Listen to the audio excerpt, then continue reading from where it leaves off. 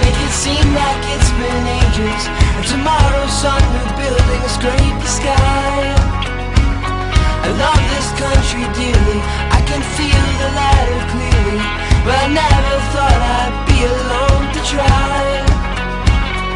Once I was outside at the station, selling red and white carnations. We were still alone, my wife and I. Before we met, we saved my money, brought my dear wife over. Now I work to bring my family stateside.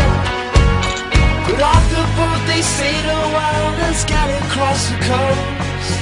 Once a year I'll see them for a week or so at most. I should go walk, take a walk, take a walk, take a walk, take a walk, take a walk, take a walk. I should go walk, take a walk, take a walk, take a walk, take a walk, take a walk. Practice isn't perfect, but the market cuts are lost. I remind myself that times could be much worse. My wife won't ask me questions, there's not so much to ask, and she'll never flaunt around an empty purse. Once my mother-in-law came just to stay a couple nights, and decided she would stay the rest of her life.